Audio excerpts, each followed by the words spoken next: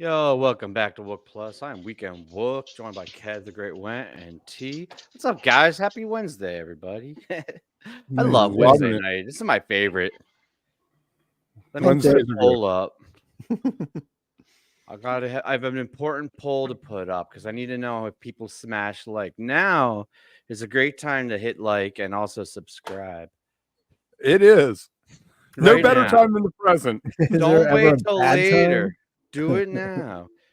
Yeah, we got some, more serious, somber things to talk about. We got some lighter, sillier things to talk about. We have all sorts of shit. I'm gonna keep the housekeeping minimal today. I really just wanted to highlight we got new merch. So if you guys head over to wookplus.com, here's some Look of at the that fanny samples. pack. Man. I love that fanny pack. I knew you were gonna shit on it, but I think it looks sick. I do. I love it. But That's like I said before, I yeah. never see fanny packs, and you're like, every girl I know has a fanny pack, and they're all full of Starburst. It's the best thing ever. My wife Yeah. wears when walking the dogs. Yeah, my wife does too. She has a Oh, couple. for poop bags? Yep. Food bags and Yep. dog treats. Hey, yeah, Mike. Awesome. Yeah, the slow build piper. I'm gonna pick up a couple of those. Also, the fanny. There's a couple of people like tour angels. I remember like 21, 22 when we came back. They would just like pop in at like set break, and they'd have their fanny pack, and they'd open it up, and they'd be like, "Here's a Tangelo, or here's some Starburst, or here's a Blow Pop." And then they weren't part of our crew. They were just like these people that like we know them like. Yeah, they would just like show up and hand out candy and then like flurry away. You'd be like, "That's fucking incredible! Your fanny pack of joy." The Candyman. Look out! Look out! Here comes the Candyman. Yeah, so I don't know. We'll keep developing summer merch, I think. But I really got into a mode with this, the background and like our avatar, like purple space cloud thing. I was like, "There's some cool shit you could do with that." So anyway, that's that.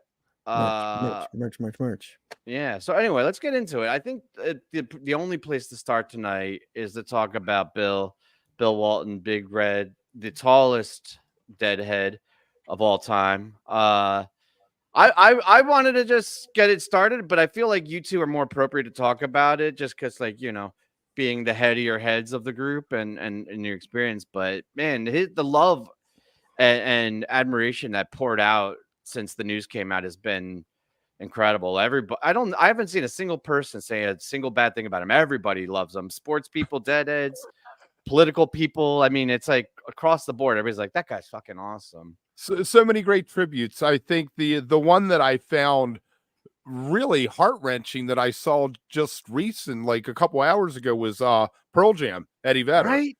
Yeah, I saw that too. He said something like, he said, keep looking down on us. I'm sure you're doing fine. Or something. God. And I was like, man, I was like, that just so nails it, Yeah. I talked about this a little bit ago on Stub Me Down today because we brought it up, and you can hear my opinions on it there. But I don't like shitting on people's graves, but I'm not a Bill Walton fan. I could give a shit that he was a deadhead. He was always kind of a dick every time I saw him. I should have talked to him in the green room. He's the first person I know to shit. I knew this was coming. I'm not a fan. Like, what is it? Is it sports? No, actually, I love that he went to met him. UCLA. I love UCLA. Like I said on the cast earlier, like I always wanted to go to UCLA film school, and I never got in. But I love that he was a Bruin. I hated him as a Celtic because I hate the Celtics.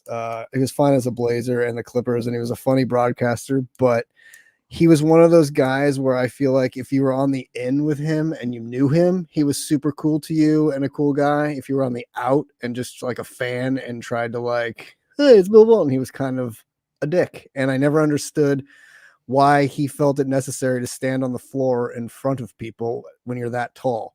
Yeah, like, but he handed out 50s to people behind him for blocking the view. I was always in front of him whenever I saw him at shows, which made me happy, or I was in the stands above it, so I didn't have to deal with it. But my buddies and I would always be like, that is such a dick move. Like, down in front, Bill. Plus, he always had backstage passes. I always saw him behind the stage at Phish before the shows, whenever he was at a Phish show or at any show. Why not just stay back there? Why not watch the show from the side of the stage or get a spot on the side of the stage or be like in the crowd somewhere? Why do you have to be on the floor? Like he never got up to the rail, thank God, because that would just be the ultimate dick move. But he was always like 15, 20 rows back, blocking people's view. Like no, no. Yeah, but didn't he take care of the people behind him? Isn't that how that Sometimes goes? he did, sometimes he didn't. Like not always. That was not always a thing. Like Well, so I know when all people right, die, I'm gonna play everyone- devil's advocate here a little bit, and I don't that's know. fine. And I know when people die, everyone loves to like, man, and I even posted a Well, picture. no. when I'm I not ran even gonna into him. say. I'm not even gonna say about Bill specifically. I'm gonna say about the celebrity condition because I think about this a lot. It's like, oh, there's a echo. I think that's probably Kev.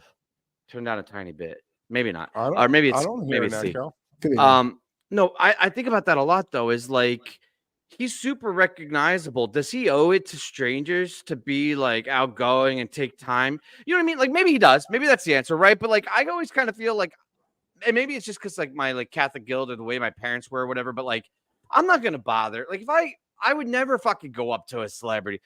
Like my wife ran into Trey and I wasn't there, and they talked for like 40 minutes. And I'm so grateful in hindsight that I wasn't there because if I was there and she went to talk to him, I'd be like, what the fuck are you doing? Don't go talk. You know what I mean? Like, and so like there's a part of me that's like, yeah, he's probably a dick because he gets approached by like But not I feel just like deadheads, but like NBA and ESPN and all he these people earned that though constantly. because he had that reputation of being somebody that people wanted to talk to, and he stood out so much. So you were always like, "Oh, hey, it's a dead show." Like, and you know how most people are at dead What shows. if he's having a bad day? you just talk to like he has people. to constantly put on a face for people. No, not at all. There's something to be said for I've never wanted to go backstage and meet people because what if they had a bad show? They're in a bad mood and they're a complete ass to you, and you're like, dude, I've loved your music forever, and I get it. But Bill Walton did put himself out there, but the thing is, everything I've ever heard, he was like always 8 happy feet to take a tall. picture. It wasn't a choice. Never meet no your heroes, Kev. Never meet your heroes. Yeah, never meet your heroes. Never meet your heroes because they'll only let you down. This has been T's strong opinion. Hey, I said I didn't want to shit, but look, that's just the way I have ever my encounters with him. My everything with him was never positive, never good, and I ran into him a ton of times between Dead and Co, Fairly Well, Phish shows. I never noticed him at a show, and I know just from hearing people talk. Like the one coach who he met took his wife to their first show at the Cap Center. I was at that show. I didn't see his ass. You could track I saw him in Chicago at Fairly Well, and you could track him across the stadium. Oh yeah, anywhere. right, anywhere. Like going into the concourse, like fucking like what up was on the he skyline, 7'1" or Bill. something? He was like 6'11". 6'11". I would say I loved him as a commentator. I thought his commentating was hilariously bad, and it made it more entertaining to like listen to him during some of the games. It was always so fun, and I did feel not like expect to be shitting on Bill Walton. Right, exactly. I wish you told me in the prep. You were busy today, but I was like, I would have made more on the set list if I knew, because this was going to be like a nice thing. And then he's like, "Fuck Bill Walton." No, like, hey, oh, you guys can talk about him and praise him. That's I don't have no know problem him that with well. it. He seemed like a nice guy to me. I watched a bunch of the articles and interviews he did. Sounds nice. Where would you put him? Where would you put him in the list of the best bigs of all time in the NBA? Oh, he's up there. I mean, look, his career is phenomenal. Like I'm just shitting on his outside of like the, like how everybody builds up this positive thing. And I'm like, look, if you actually ran into the guy, he wasn't I never had a good encounter with him. That's all I'm saying. Yeah. Like, I know, and especially because it was also built up that he was such a great guy and such a great deadhead and like blah, blah, blah. And if you ran into him, he was so friendly. And I'm like, that's not what I ever saw. And that's not what I personally encountered. But for those people that did and that knew him and shit, awesome. Like, good for you guys. Like, I'm glad you have good stories. Unlike when you met Tom Marshall and he actually bent over so he was at your level. Exactly. And was like, yeah, let's take a picture. Let's do this. And you're like, cool. Bill Walton, I asked him, like, nice. I snapped a shot of him that I posted on Twitter, and he was so not happy that we took it. And I will say this, and I said this on the podcast, like at Chula, when I met him for the last time before he passed, was the last show I saw him at. I sat at this, I was at this table, and him and his wife actually came up to where I was, and then he went in the restroom, and his wife and I sat there for a bit, and I talked to her for while he was in the bathroom, or whatever. So nice, like the nicest lady, super cool, so friendly, awesome. And then he came out, and I was like, oh, like, hope you guys have a great show. And he was just kind of like, eh. And I was like, well, I got to take a picture since you're here. And he's like, and I'm like, I know, I would hate it too. And fans are like, oh, let me take a picture with you, whatever. But I was like, I don't know when I'll ever see you again. Would you So- actually hate it though? Because now I I'm never second-guessing have. what I would say. I've had a couple people walk up to me at shows and be like, Yeah, that's "Aren't not you?" the same thing. Right, No, but he's it dealt is- with it He's for been it like 50 a dozen years. times. Right. He has it every day of his life. But I'm just saying it's. I wish that he would embrace the good feeling that it comes that somebody wants to that you're making somebody's day by doing this little act of standing there and smiling. I can't Right. read it. What's It say? says that everyone thinks hippies are some magical creature of positivity. Exactly. I mean, a They're lot not of like, hippies are, but you it would doesn't. hope. It's not universal across. right. And you never, like to Kev's point, you never know if somebody's having a bad day or whatever. But like, Well, he was again, also in tremendous pain constantly for most of his life. So, like, I had this ailment. I don't want to get into specifics or details, but I had this thing recently, right? Like, I just got taken care of a couple months ago, and so I was in a lot of pain. And I remember being a dick to you guys, and I never told you why, but like I was just in a bad mood. I was like And we short thought with it my was wife. just normal. yeah, Well, we just thought yeah. it was Kev. Right. That's how I got this whole reputation of fucking hating on Kevin. No, but like I was in pain. I didn't want to talk about it publicly. And I don't even think it was anywhere near the level of pain that Bill was in. But like, and it just like, it's a consistent nagging thing over a long period of time. And then you just start to get short. So listen, I don't know. I don't know him well. I'm just playing devil's advocate. That might be like hey, he's just in pain and fucking burnt out, But I don't want to dismiss your experience with him. Like if he was a dick to you, he's a dick to you. Like Yeah, that's and just I what mean it that's fine. is. I'm glad so many people did like him. I'm glad he had so many great sales, and I think he was a great advocate for the dead for what it's worth. Like he did always share positive stories and envelop sort of that life that you want to associate with the dead. The picture you chose looks full on wook of him playing basketball. That's why I chose that. I love right? it. Like when we have our wook conversations, that is a professional wook right there. It's like when you say he's a good guy once you get to know him. No, Right, he's an yeah. asshole. Just right. Once you're in a So- circle, he's great. He's so cool. But before you get into that circle, you're just some schmo on the road that he's like, nah, I don't need to talk to you. Yeah, that's how I am too. Sorry. Was there a What's voice up, from Mama? beyond there? I was gonna say, do you feel like your encounter was more authentic because of his demeanor? He wasn't putting on a facade. You got to actually meet the real. I mean, if that's the real him, he's a dick. But like, if he was in pain or just having a bad night, then that excuses that more, then I can understand that and like, cool. Because like I said, like 90% of the shit you guys have said and seen and whatever's out there is all positive. And, obviously when people die, everyone like has to bring out their best stories and wants to like, associate good things with that person. And I understand that. I just, sometimes you're like, so Yeah. anyway. Yeah. Did I ever But it's tell you cool. the story about how Kev and I saw Tom at a show and Kev was tripping balls and Tom didn't stop to say hi to him and Kev was all pissed off. He's like, fuck that guy.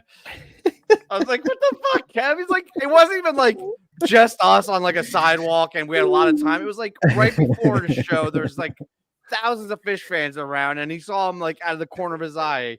Now, in Kev's defense, he was super fucked up, but he was so angry. He was like, fuck Tom Marshall. They had some like alcoholic kind of drink we were drinking. It was like some whiskey or Yeah, something. it was We didn't those buy canned beer. mixed drinks. Like I think it was like what was it? The Crown or like the Jack Daniels like mixed canned drink that you get at like venues. Plus, I think you had something else going on, and you were you had the right level of anger. That show was so funny. Tim and I hung out for the first set down in the pavilion, and then we just went up on the lawn for the second. It was so crowded. I'm a lawn person. I really am. Like the paths get so crowded and so overwhelming. Yep, totally. I mean, Totally. right crew in the pavilions and like the right like ambiance, it can be good, but like at the same time, if you get the wrong rows by you or the wrong people, it could really fuck up your night. At least the lawn, I think I like the freedom because 9 times out of 10, you're next to like decent people, especially if you do like the pre-show check-in. You're like, hey, what's up? Hey, what's up? You want to hit? Cool. You know what I mean? And everybody's good. But like occasionally, like at MSG or if you're in the Pavs, you get stuck next to shit, and then or it's like really fucking claustrophobic, and then you have a you 4-night ticket, and you're stuck by them for 4 nights. Right, and then fucking That's at why least you the can't. lawn, you could go do whatever you. That's why you can't be a dick to those people on night 1. You have to Yeah. like suffer until like night 3 or 4, and then you can lay into them and be like, "Can you just shut up?" Yeah, I tell you well, what, I at the guess we can Man move on last from year- Bill. At the Man last year, we had about 20 people on like taking up this huge corner section of the lawn. It was pretty fresh. No, you know what was awesome? New Year's Eve this past year. I went solo. I fucking made friends with everyone in the not in like the section, but like around me. And I left with like 10 new friends. But I didn't know anyone there, and it was fucking incredible. There was no Did you hand pressure, out like, stickers? no, I didn't hand it. I did talk to a bunch of fans, not a bunch, but a handful of fans. That was fun. Dude, solo Yeah, that's shows, not like Bill Walton. solo shows No, can it's be not. the It's best. definitely not like Bill Walton. Solo shows are the best time, man, because you have no responsibility. You don't have to worry about anybody with you or not with, you know what I mean? And you can go wander around if you want. Like you can go explore the arena. You can Make just friends.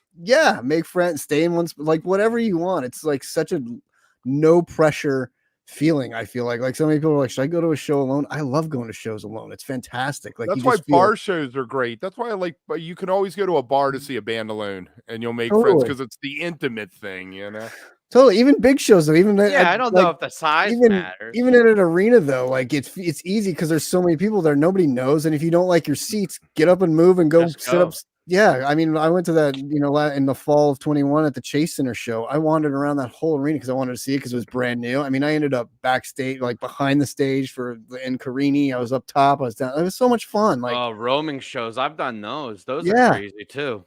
they're so much fun. Like you're just on a head full of drugs wandering around. It's great. I've had shows where I feel like I don't move the entire night, like not even my feet. Yeah. Like I'm just so locked in. And then I've had shows where I just like pop up like a bunch of different places. And the other fun thing is if you're in a cool spot on a solo show and you do meet cool people around you, to your point, Tim, it's so much fun. Like you suddenly make new friends. Mama wants me to take Bill off of the slide, but what the fuck do I turn it to? The next slide? I don't even know what the next slide is. Oh, Dead and Co shows. But I want to talk about going to shows. I'm gonna put, you know what? No, fuck it. We're leaving Bill up. I like the fourth slot being that. He kind of fits in. It looks like he just fits in with the crew. I love it. It looks good. It's great. No, to your point, Kev, though, I did really fucking enjoy meeting people that watch the show. I don't even want to say like fans or like whatever, but like just like it's cool to like get to like meet people in person and talk about all these things. And honestly, that's what it is. It's not the size of the venue. I like going to shows and meeting people, period. Like even if they didn't know Wook Plus, because like you automatically have an icebreaker. You literally could go down and be like, oh, were you here last night? No. Oh, I heard they did this. And you jump right into a conversation. And I've talked to people that are like, oh, I saw 300 shows in the early 90s. I've also met lots of people like, this is my first show. And I'm like, that's when I get really excited because I'm like, yeah, I love meeting people that are at the first show. I get so excited for. I'm like, you're gonna fucking love this. Totally. When I met Bill Graham at Jerry Band at Merriweather back in '89, Bill Graham's just standing there, and I walk up and I was like, "You're," and he goes, "Yes, I am." And I was like, he goes, "What's your name?" And I was like, Kevin. He's like, "Kevin, how you doing?" Shook my hand, and he's like, "Have a great show." That was the interaction, but he was completely nice about it. That's a professional way to do it. That was and he ended the conversation too before you could really fanboy on him. He's like, "Hey, nice to meet you. Have a great show." Just kind of shuffles you along. You're like, "Okay, thanks, bye." Like, perfect, right? Like, I'm like, I met Bill Graham. I'm telling everyone I met Bill Graham. Right, and that's what's the fuck. And that like sits with you, and you're like, "Oh, I did meet a hero. That was cool. How wonderful." I just carry a pocket full of Wook stickers now all the time too. And anybody that says anything about the show, I'm like, here, have a sticker or two, and usually that makes everybody so happy. Everyone who doesn't love getting slaps. So I try to always carry. That's what we got to do next. We did all this new merch. We got to get the 24 stuff. Every year we should do a new limited edition. Yeah. Run of the stickers. Do the summer 24 sticker. So if you ever see me at a show, I'll probably have a sticker for you because that's what I try to carry on, like always in my back pocket. Have a few. But what about the classic? I mean. No, that's the one I still have. The classic is the old white one. The white oval white one. Right, the white one. The 1.0 version. On my mic. Yeah, this. Yeah, there it is. Nice. Yes, that's the classic. That's classic. Love that. All right, now we can talk about Dead and Co. Dead Forever in Vegas. I don't know. Like it's nothing. They've done nothing wrong. They're fine. I get it. Capitalism, all this shit. They're just the way they've been handling this whole thing just isn't sitting well. It's very Vegas. Yeah, nothing about it feels good. Like the number of shows, the fucking taking them off the second market, the like not selling, the not streaming, the like fucking letting go of your manager. You know, like all this shit is just like I don't know. It's fine, but at the same time, like it's just Did we really need to add all these fucking August shows right now? And you know what? I've been thinking about this. The set list, they switched them up the second weekend. They added a bunch of new tunes. There's some stuff they still haven't played that's probably going to show up next weekend. I think the out of space segments have been janky, sticking a brown-eyed women back there and stuff like that. And also, I have no desire to listen, though. I listened to 6 shows on Mixler, and I'm like, it sounds bad. I listened to some of the archive uploads, and God bless the tapers, but I just don't think that room's conducive to making a good tape from what I've heard. So now I'm at the point where when they play tomorrow night, I'll probably look at the set list Friday morning instead of trying to seek it out and be part of it in the moment while it's happening.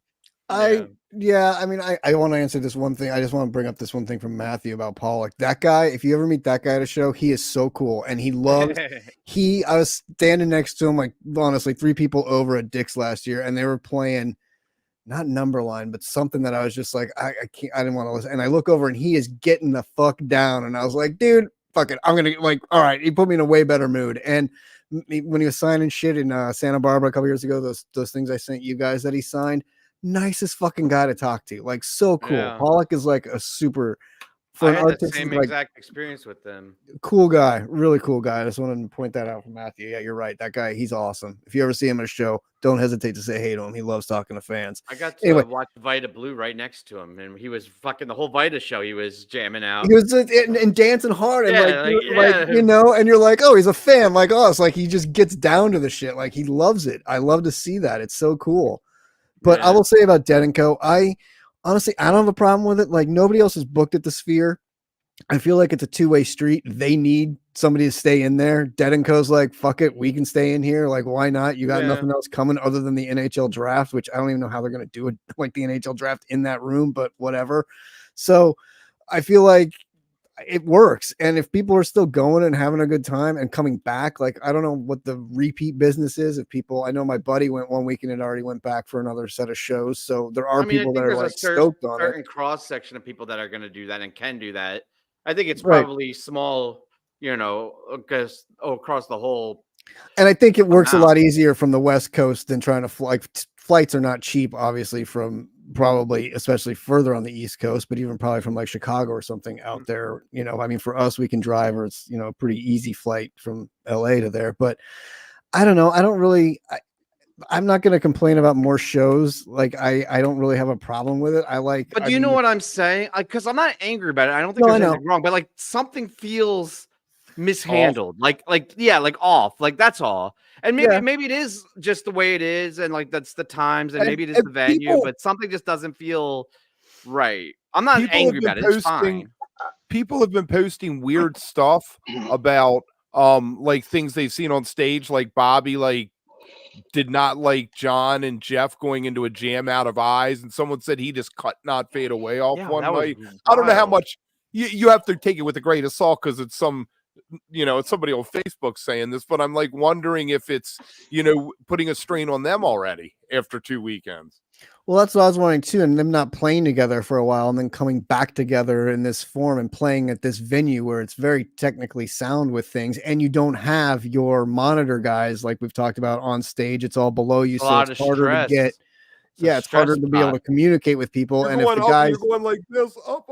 Yeah, and if the guys don't know some of the signs, or like they feel like going left, and Bobby's like, no, we're supposed to go right here, and this and that. Like, maybe they're still working the kinks out. Maybe that's part of adding more shows. Is they're like, we haven't quite hit our strides. We're gonna nail it by August, right? Exactly. By the time October rolls around, we're just staying here through Halloween. We'll have it down. So.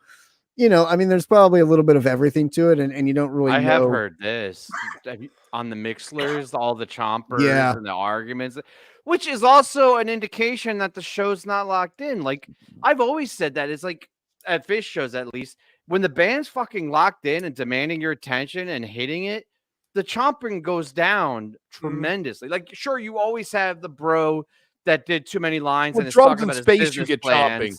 Drums in space, people chomp during.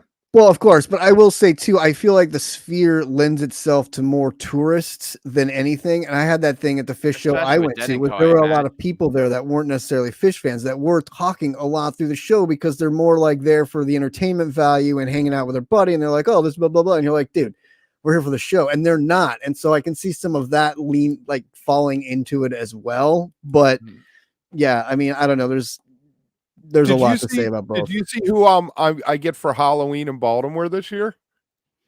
Who's that?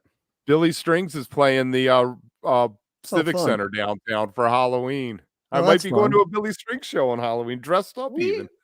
Why have we Ooh. not heard from Billy?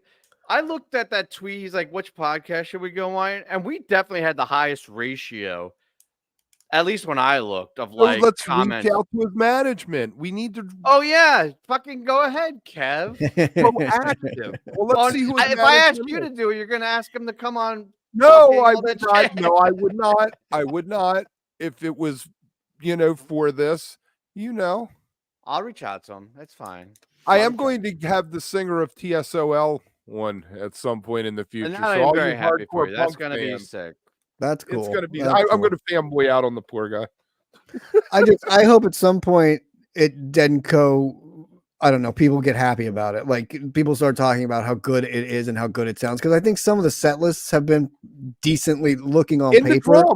Into drums every night seems pretty solid. It's good. Out of And space, And I, like I said, I'm never going to complain about more shows. I think it's great. I don't really care about the money side of it as much as anything. Like I'd rather, I'm glad that they're staying in Vegas and doing this and not tour. I mean, if they were touring, people would be saying the same thing. Oh my God, tickets are so expensive.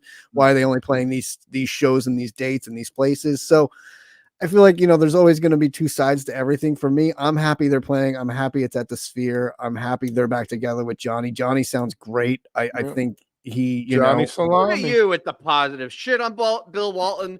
Come back and support Johnny Salami. Hey, this is how I normally am. And I'm usually 90% positive, 10%, but that 10% when shit pisses me off and when shit's not right. It's like I let you know, but like the number 90%, it's all sunshine and rainbows. Like have you seen that this set list timings, which I found interesting? All the first sets are an hour and all the second sets are 2 hours. It is. Yeah. And I think that's time too. Like we've talked about, Kev, like with them, kind of like it was before, they go on at 8:50 or 7:52 or whatever it was. They were off. And then, you know what I mean? Like they have their I want to know who's writing the set list. I would love to know. I'm curious about that too. Yeah. Yeah. Well, if it's Bobby or... were you joking when you said Bill Walton wrote last week's? Was that a joke or did you hear that for real? I said that. Yeah, I thought in one of our chats you said Walton did the set list last week or whatever. I thought you had put in there. I think Michael is watching like 15 minutes ago and commenting on our old stuff, and it's fucking with my head.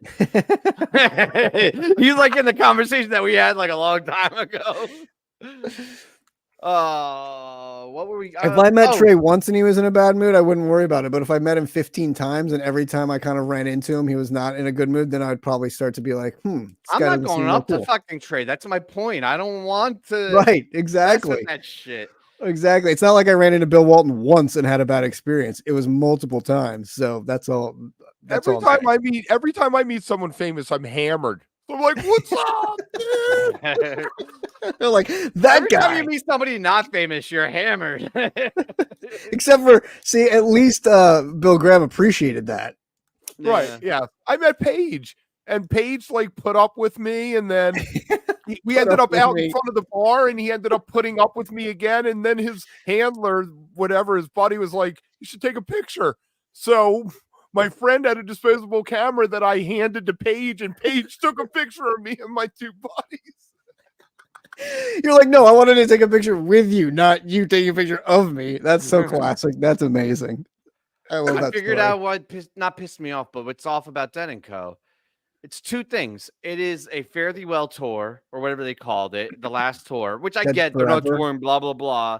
But like that last summer, they like really pushed it. And if you remember, they announced it like 8 months before the tour, and like really fucking had all the graphics, all the marketing was catch it now because you'll never see it. And it just brings back the memory of seeing Fare Thee Well in the 50th anniversary.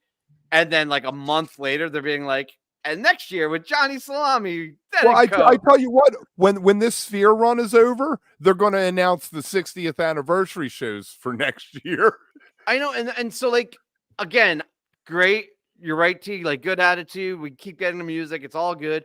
But that's why I'm not angry. But that's why I think it's off is the cash grabbiness. And then the other side of it is just being selfish. Like fucking stream it. Like, you know what I mean? I think, and I'm not comparing them, and I know it's different, but like how much thought every millisecond of the Phish production had about everything. Even if you didn't agree with the choices, everything felt very purposeful. Whereas this feels very much just like, fuck it, I don't know. Like, yeah, we'll do a couple more shows. Yeah, all right, let's just do this. And like no thought, like let's just do it, make money, and fucking go with it, right? And I think that contrast, since they were literally back to back, it's hard for me to like feel 100% golden about it. But isn't, I mean, I feel like any band, like even Pearl Jam's touring right now, is that a cash grab? Because they're like, I feel like any band that comes back together to tour, of course they're gonna make money. That's part of never stopped touring though.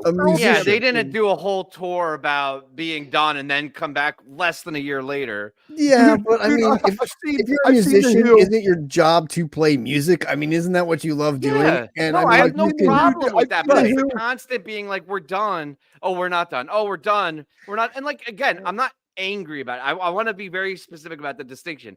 It doesn't sit perfect. You know what I mean? Like, it just feels a little, ugh. I got you. I feel like it can feel like that. Farewell tour 3 times. I've seen The Cure do a farewell tour 3 times. I mean, well, and I feel like we've definitely gotten to some nostalgic things about those, but like it sort of comes around, goes around, comes around, goes, you know what I mean? Like, it's like, oh, we're done. And then 10 years later, you're like, you know what? We should play again together. And like which is fine if it's 10 years or even 5 years or take a hiatus. I think it's the timing. But 6 months.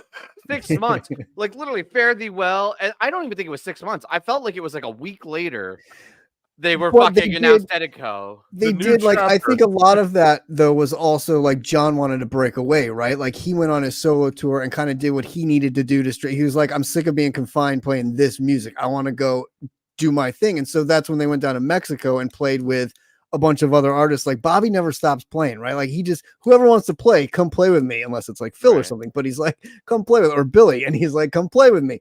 So I feel like any chance you get the 4, any chance you get the 4 of them back on stage next year for the 60th? Yeah. No way. I think that's what it would take, is something like that for like a one-off for that type of thing. But I don't know. I don't know how much bad blood or, is between them all at this point, or if any of them will live that long, but we'll see. I think Kreutzmann's very happy.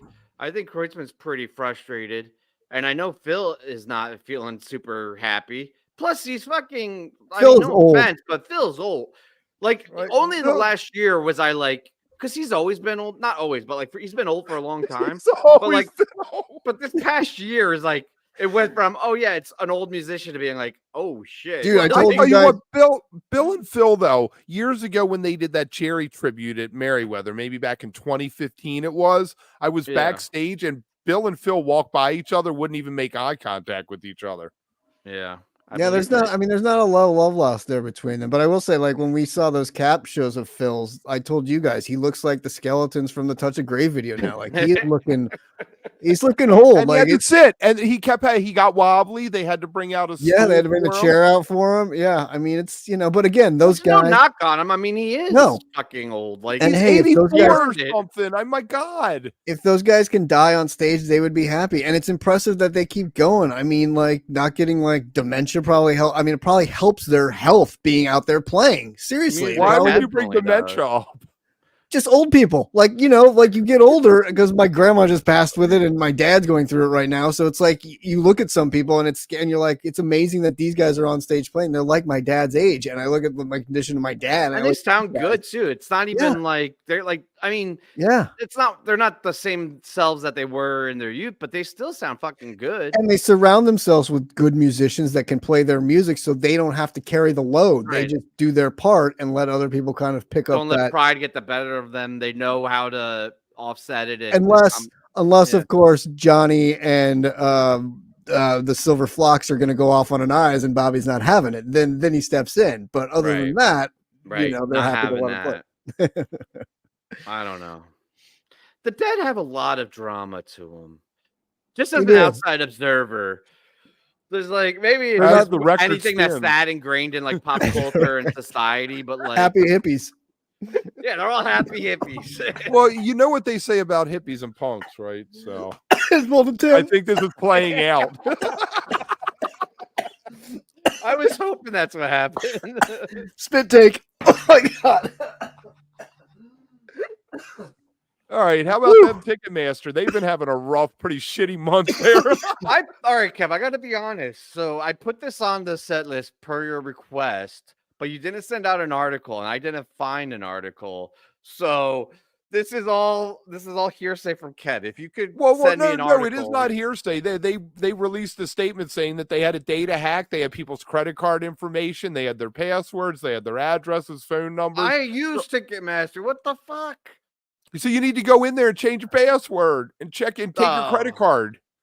Now, I'm broke with no credit limit left, so like take my information. Like, my card number is like I honestly like what the fuck are you gonna do? No one's lending you money, and I ain't got no money for you to take. So, but no, that's fucked up. They are having a bad couple of weeks here. Maybe it's an inside job or something to like set them up for everything that's going on otherwise. So they're like, oh, now we're hacked. Look at us. Help us. I think the credit card they have on file for me is from years ago. And I know that debit card or whatever has been changed and lost since then. Oh, there you go. SE with the SE's got it. There you go. Yeah. Appreciate it, SC. See, Etsy did the exact same thing Kev did, but it feels more authentic and like legit when Etsy does it. Kev, I was like, I'm gonna do this, but I feel skeptical about it. I mean, I don't know. 500,000. I feel like you should get more for that. Yeah, right. Like robbing a bank. 560 million users for only $500,000. Right? Would you at least want a couple million? Yeah, but most of it's garbage. Most of it's probably garbage, you know, a Ticketmaster account from 10 years ago kind of thing. Right, or anyone that's paying attention to their accounts on a regular basis, which I imagine is a higher percentage. They just, they cancel the charge, it's fraud. What they need is that very thin line of like active account that isn't actively looked at. Right. You know? A credit card from years ago someone's forgot about, or the person died and the account's still open, or they're just like, you know, doing all right with disposable income and don't give a fuck. Like, I know people like that like they have enough money that they're like, you know, as long as I don't do crazy, that they don't pay attention. Not me. I'm like, oh fuck, I hope I make it to the next page. Why is this $2 off from what I thought it should be? What's going on? It's like, hey wife, what's with these other Amazon orders? What the fuck? No, yeah, so that sucks for Amazon. Sucks. No, for that's all we got to say about that. Now would be a good time to subscribe. It would suck for anybody who's, you know, whose information they get is who it will suck for, obviously. Like that's a bummer anytime. But I feel like there's so many every week, every month, somebody else has gotten hacked with your information and shit that's out there. Like constantly there's shit that's being, you're told that like, oh, this just got hacked, you know, like between your credits and like all that stuff. Something else just got hacked not that long ago that had all the information. And I'm like, well, I mean, to your point, log into shit and they're like, this password is compromised. Right. Like Apple and shit has that. They tell you, and like, no, that's a huge thing at work too. Like we have to do all sorts of fucking training about like malware and fucking phishing attempts. Oh yeah. Shit. I'm not allowed to download anything on my fucking work computer. Don't open it. Just don't open the attachment. They treat us like kindergartners now. Like if I need to get software, I have to literally message IT and be like, download this for me.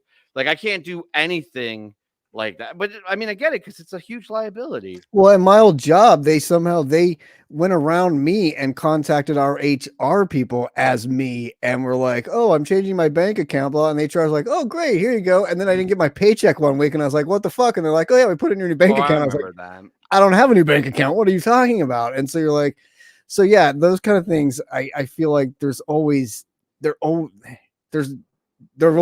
getting around things. Like they're very smart with like how they can always avoid or like hack into things or like get through codes and like things like that. And it's so why don't these people go after something like Equifax and do like a Fight Club kind of thing and just cyber attack Equifax and like the credit card companies? Like why don't they go after the credit card companies? Already breached Equifax, man. It's already been hacked. I But think they that didn't was Then why take it don't- down. They didn't Right, they didn't take it down, is though. what he's saying. Why don't they go after your credit card company and like eliminate everyone's debt? Like, why don't they do Right. something useful for like people? Robin instead of, like, Hood fucking right, hackers. exactly. Do that. Make it good. I also hate that it's called fishing because whenever I'm like looking for fish things, fucking cyber shit comes up. I get You cyber know, ads I all the have a- time because you know how they like look at your search history and they like Mm. target the marketing. They're like, this guy Right. loves fucking fishing, and I'm like, oh, that's not cool. I'll tell you the there's worst. Go ahead, Kev. I have a Google alert set for all of Phish's names, and there is like a football coach in England or somewhere named Mike Gordon. So I always get these Google alerts for Mike Gordon, and when I look, it's like, Liverpool FCs or whatever. That has to be the most popular of the four names. Well, Paige McConnell's Mike Gordon definitely has to Oh be the yeah, most Mike popular. Gordon has to be the 100%. You don't Sure, get Mike many Gordon's up Ernest. there. You don't get many Ernests these days. No. Ernest Anastasio. That's like a brand name of something. Ernest Anastasio's pancake mix. Yeah, that's a good point, Matthew, too. Is like the bigger the corporation, I feel like they invest more money into cybersecurity. It's like these mid-level companies that are the easier prey. You're calling don't- Ticketmaster mid? No. I'm talking about like from my experience with like all this shit, like because like 2 years ago, a lot of design. So I work in like engineering, right, in like the building construction industry, and like a lot of architectural firms, a lot of engineering consultants. All within a year, we're just fucking getting hit one after another, after another, after another. And like they're all in that like prime size where they're like big enough to have like a nice sized bank account, but small enough to where they're not investing millions of dollars in cybersecurity.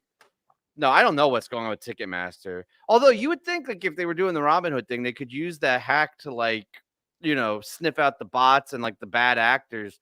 But they're not. This isn't an altruistic, like, oh, we're the good people. It's fucking greed and money, which maybe they're in like, I don't even want to get in the morals of it, but like, it's fucking money. That's what it is. It's a not cash like we're grab. doing it to help people. They're doing it so they can fucking get money. Right, of course. And like pay off to the highest bidder and sell your information for whatever because they feel like they have something valuable against you or them or whatever. And either Ticketmaster has to pay them to keep it off the market, or they're able just to like sell to the highest bidder to get whatever they want. Either way, it sucks for us, like for the consumers and the people who have to deal with that shit and like your identity. And when and I all try that to buy stuff. tickets, they make you go get 10 codes off your phone and respond to an email. And I'm so sick of passwords, man. Like I am so sick of like having passwords and having to change passwords and come up with new passwords. Like why can't they just man, I'm getting rid of them. Passwords are dated and old and shit. exactly now. like scan my retina? Like that's it. Like, if you want to steal my shit, steal my eyeball. So what did they talk about on Wook Plus last night? Well, they went into this really heady conversation about cybersecurity. Then they talked about hedge funds and They mixed up their fishing. welcome to Wook Plus. We talk about fishing. Let's jump, and maybe I can set the table for the next thing. Is that cool? Yeah, unless you fuck it up, and then I'm going to Right, erase what you say and then set it up differently. Yesterday, we listened to a Phish show, and we were talking about Destiny Unbound and Mike's song and Weekapaw Groove were on there, and the thing came up about Phish songs that never made it to an album, like Brother. I guess Brother was the impetus. Brother was the catalyst for sure, because I'm like, to me, all right. So during the show, it came out that it debuted the same day as It's Ice and Sparkle, which both are like studio heavy hitters in my opinion. And to me, it's just as good of a fucking song, maybe better than Sparkle. I like Sparkle, but I really like Brother. And it's like so weird that one song could become a huge studio song and then so many songs couldn't. So I wanted to ask you guys, and we can have the conversation. What are the top songs that are non-studios that you would want or are surprised aren't? And the way I think a fun exercise is like making a track list if you had to make a studio album. Right. My gut instinct says that I'd want to hear Mike's song, the whole Mike song, the Mike's Groove. But then I'm think about it and I'm like, it would probably sound canned and it wouldn't have the magic.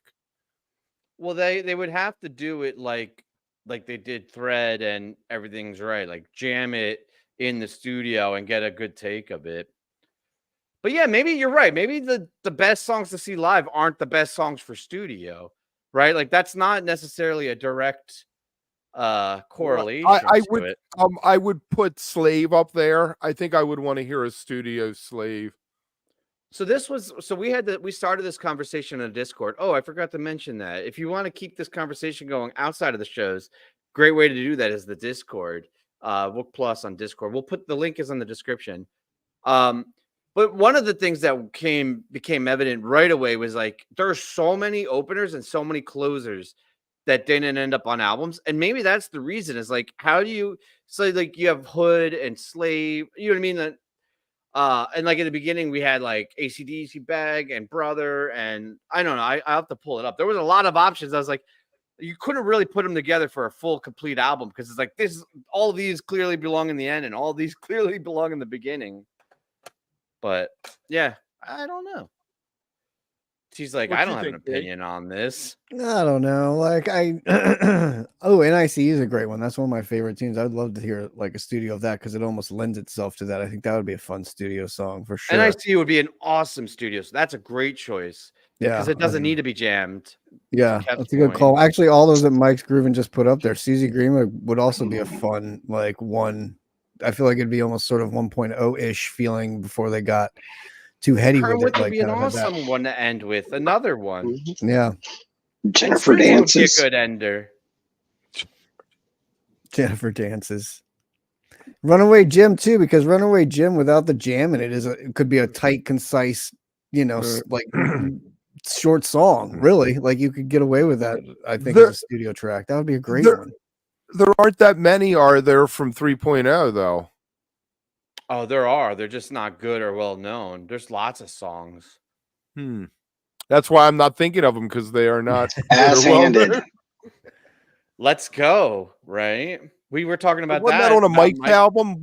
Isn't there a studio artifact of that song in existence? I don't know. I think it was on that album from that year that he put out. BOGO or whatever. What was that Bubbles song that Mike did? That's on his latest. Fuck that song too, though. Seriously.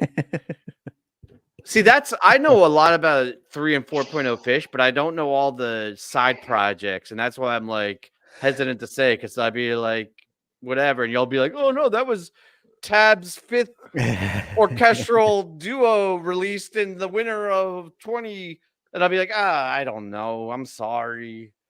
Yeah, I think Hood and Slave, you could do a classic album and have Hood and Slave on one side. You could possibly do the 22 minutes of the side of an album. And the other side, you put an NICU, a Brother, and a Runaway Jim, and you'd have a great 5-song album. I would want a Gumbo too. Gumbo would be fun as shit. Would you want a Destiny Unbound? Do you think that would lend itself to the studio and maybe make the song better? Yeah, totally. Maybe, yeah. Totally. The version we heard from 91, that was fucking great. That was the best Unbound I've heard. Ripping. And it sounds like it should be a studio. I'm surprised there isn't one of those. It sounds very studio version that it could have come from that. You know what I mean? Like I wonder if they tried to record it for like Picture of Nectar or something, because that's when it was hanging out. Was when they were recording Picture of Nectar. And I don't know, some songs just don't sound like they really necessarily might go with the other songs on an album. It might be kind of weird on there, so they get kind of tossed aside and then don't make sense on other albums because you've kind of already surpassed where you were making that. That was my theory on Brother. Point. Yeah. Yeah. Brother didn't fit into Rift. It didn't fit into the storyline. Neither did Runaway Jim, which was written around then. Right. Written, in that. So then you have these other songs that are there just. You go, Brett. That's exactly what I'm thinking. There's a lot of those Soul Series songs, and then actually Sigma Oasis fixed it, but for a while there, like Mercury and Everything's Right and fucking Steam, like they're on an album now, but most of 3.0 these were songs that we had. Soul Planet, they haven't done a studio Soul Planet. It lends itself to it, I would say. Not on this planet. Here's my list that I ended up on: Brother, Punch. So Brother to open, I think is definite. Punch, Gumbo, a Studio Carini. Then at the time I said Mike's Groove, but Kev, I'm kind of with you that I don't know if I would like that. And then a Susie, and then a Hood. I think that would be a fucking solid as shit. And they should do How about that. Honestly, Walfredo? they do that as like an all, the greatest non-LP hits. Right. You mentioned Carini. I think Walfredo would be fun in the No, studio. Walfredo's a gag though. Like that's a I know, but it gimmicky would be. stuff. I think if they went in the studio and recorded it, the lyric to it is very cool. It's a neat lyric. Yeah, but they're playing the different instruments, and I mean, it depends on your approach. If you want like gimmicky, gaggy Phish, like that's one way to go about it. I'm thinking like I want like they should go in and do it with Trey playing guitar on their normal instruments. And do the and song, not do the a gag straight with it. reading of it. Right? Yeah. Yeah, we're talking studio, Mike. I realize that the live albums, but I mean, then the question is like, well, is it just the live one, or is it like Slip Stitch, or do you also there's a the mic official screw. releases? Right. There's a studio mic groove out there on a tape somewhere from Bearsville or one of those sessions in the 90 or something like that. Yeah, no, I know. I'm that's why we're trying to keep it simple as the major studio releases. Yeah, but I'm saying if you wanted to hear it, and if you listen to it, it's kind of like what I'm saying about it being flat because it's a tape that was not produced to be a fucking album. Like it wasn't produced to be an album. It was a mics that they played in a studio, not a studio produced mic. I think a studio produced mic would be great. I don't know. Hey, you want to talk a little bit about your idea for Sunday? Are we going to do that? Because I really like that idea. Yeah, we're definitely going to do that. Hold on one second. All right. I'm going to have to call it at 10 for a little bit. I think my wife needs the help. So the idea, the strategy is I'm super, super hyped right now for Monday Green going into Phish festivals. And so I myself have not caught any Phish festivals from a mix of youth and poverty, mostly poverty in the later days and youth for the early days. So I'm just out of my gourd excited about this. And I want to just immerse myself in everything because it's the pinnacle Phish experience. I did the same rant on Sunday. So the idea is that every Sunday morning, I'm going to interview people, and get to know as much as I can about each of, and we're going to go sequentially through the festivals. And to start, I'm going to start with Kev because Kev was at Clifford Ball and apparently remembers some of it. And then T, we're going to set it up. I don't know how many weeks it is, but with Indio, and then we'll have other guests in and out, and so. I already asked Benji. I'm going to talk to him. Harley's going to come on for one. Like, we're going to have a bunch of fun, familiar faces in. And we're just going to we'll still talk about other shit, but I think we're going to, like, really dive in and dissect all of the festivals and get excited and hyped out of our minds for Monday Green. And then next year, somebody can interview me about Monday Green. I'll be like, I don't remember. No, we're going to interview you about it. We're going to interview you about it after the third night. Once the show ends. Tim's gonna be like, it was awesome until the beignets burned down our yurt. Yes, I want to do beignets. I see people on Facebook scamming packages now. I have 3 Glenn Close RV passes to sell. Why did you buy 3 RV passes? Yeah, I figure the closer we get, things will start to shake down a little bit too. Like there'll be some. Wook needs AC. We have a tip bucket out. Why is that just me? T needs AC. He was fucking super adamant about it. Totally. I don't know. It's not even AC. I need like a comfortable bed. I need like a masseuse every night. I need a lot of things. They all laughed before Oswego when I was like, I'm renting an RV, and then it was like 110 degrees on the tarmac, and people are just melting into puddles, and I'm sitting in my RV with the AC. Right, you got the generator going. Got your cool fan. Like, yes, I completely agree. I need that. Real quick, I want to touch on what SC was saying though about Branford and J-Rad this weekend at Red Rocks. That's going to be awesome. Like, what a cool thing to do. Like to have, it's kind of funny. We always joke about J-Rad being a cover band. It's kind of funny that he's getting Branford to come in and play with him at Red Rocks too, which should be awesome. Like Dead & Co should do that and have Branford come play with them. Not that they ever would, but I think that's going to be sweet. Like, I think that is going to be really fun. I can't wait to see what they play. Hopefully they get a ripping Eyes out of there somewhere, because that Eyes on Without a Net with Branford is fucking. Oh, they got to go Dark Star Eyes for like 35, 40 minutes. Right? Yes, I mean, I'm very jealous of everybody going. I think it's going to be so much fun. So I think that's cool. And the whole thing is, like SE said, it's free on Nugs for if you're a subscriber on Nugs. So those of you that Did I still have your commit to a Nug tattoo? subscription, Which means it isn't free, but that's another right. But you're not paying extra for it, right? It's not on top of your subscription. So that'll be cool. The tattoo, that's a good question, Slavy. Where are we getting the W plus tattoos? We'll do them at Monday Green if there's a tattoo artist there, or if anybody wants to bring their equipment and tattoo. But the three of us were the three people without tattoos in Wook Plus. Only one of us has tattoos, and they aren't going to be there. Do we want to open up? I don't know if I want to do this or not, but I think I will throw it out there. If you want to share a story for the festivals, you could either send us a clip or hit us up. And if you have a decent connection and decent like sound, I think it would be cool to like involve. Like I definitely want to like talk to like some people in the scene, like like Benji and some other people. But like I think it would be cool to include some other stories too into it. So for the festival idea, like if you're interested and want to like share your stories of your favorite festival story, hit me up. Best place would be to hit the Discord, but you could do it on like Twitter or Insta or I don't know. And Brian just brought up a good point too. We did just release a new Taper's Choice show out there. Oh yeah, the Woods awesome. is, speaking of festivals too, the Woods is festival set, which was technically their last set of tour, last show of tour, even though Philly was kind of the last show. This was the next night after Philly when they played Woodsis in the rain. I have to comment after that. Sorry. Great set though, man. A lot of fun. They do a great little ending of a Dylan song with a lot of people on stage. Great Dave's Test. Great Dave's Test and the Close Encounters. That section. That part of the show. That's great. And I think the donor rap is one of the better ones of tour too. That thing shreds. So it's a really good show. Like it was one of those things where Philly was a great night, and this was a great show too because it was the end of tour, right? They had really put everything together, and that's kind of like how it always works. Like you're like, oh shit, you're hitting on all cylinders, and you shut the car off, right? And then they haven't been able to play for a little bit. And also on that, they did just announce their second show of this year at that festival. I don't have it up in front of me, but they'll be playing in mid-September, beginning of September at a festival for their second show of the year. So if you can make it out to that one, congrats. I probably won't be there for that one, unfortunately. Breaking my streak of however many shows in a row I've seen of theirs, but I will be at birthday show. You're like the second headiest Taper's Choice fan I've ever met, and that's only because I know Llama. But the two of you are like primo Taper's Choice fans. Right? No, fucking SC has nothing to do with celebrity status and has everything to do with fucking setup.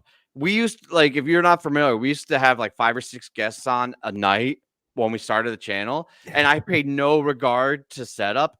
And we'd have like somebody that does like a podcast or whatever and had like sound incredible, and then there'd be somebody that would be like glitching and on their phone, right on their phone, and you could barely hear it, and it'd be all blown out. And so yeah, I don't fire trucks going by. Honestly, like the prerequisite is like sound decent, and like, and honestly, like headphones, like earbuds usually would be fine. Just that's the thing. All right, rumors and real film quick. in landscape if you're using your damn phone. Film it in landscape. Oh well, now we have this, so I could just fucking we can make either work. But yeah, film in landscape. Landscape's best. Yeah. Yeah, I agree. I agree. All right. I put this in here because I was like, how are we gonna get a whole hour out of this set list? But man, that fishing segment was strong. Maybe we'll talk about this next week because I don't have all of the I haven't done all of the backing up. I usually like to dig in and like substantiate some of this if I can, but Phish Rumors has posted for the last month or two some interesting rumors about SPAC and a show in September there, and it seems like a far-fetched idea, but they've kept it up, and usually they cross it off once it's disproven. So I don't know. Have you guys heard anything about that? Phish SPAC in September, shortly after Dick's? That seems weird, right? That does seem weird. Not heard that. Also, there's those rumors about getting dead. No, we won't talk about that. That was fucked up. Well, and then rumors too before of like Halloween somewhere too. Where was Hampton? Like, the Hampton, but now they're saying earlier in October for Hampton. That would be sick. Yeah, maybe a benefit, but they did the benefit last year. That doesn't seem like it doesn't hang right. Yeah, it doesn't hang right. Like that doesn't seem like an annual benefit thing. That seems like a one and done benefit thing. It ain't Farm Aid or Bridge School. or something. Brian's all in the know. Brian, hit us up. Get me some more information on this. Oh, it is. Fuck, Brian's saying it is another flood relief thing. I mean, it is close to home, so I mean that does track. Or maybe they did the Tortuga thing. Maybe they're waiting for another flood. Didn't they? I mean, didn't they do really well last year as far as making money for it? So it would make sense to that do. Derek sit-in was fucking phenomenal. So I mean, if you can make good money for a good cause, go for it. I think so. I think it's cool. All right, Kev, are you ready? Yep. We got leg. All right, go.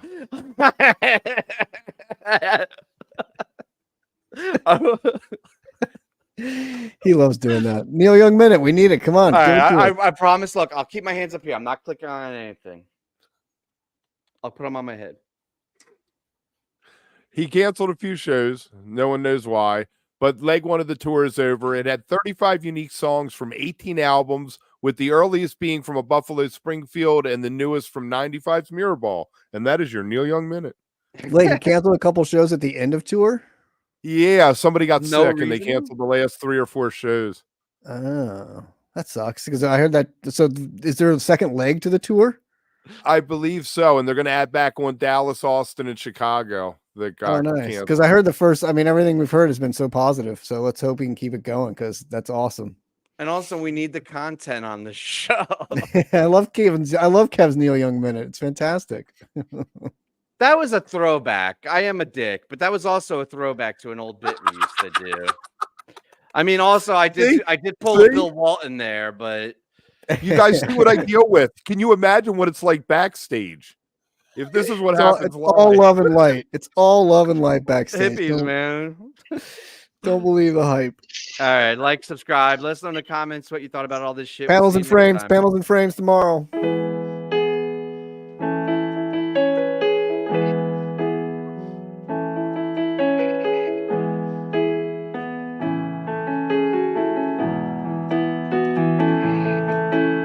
Damn right, SD. He got so much shit. Oh, poor Kevin.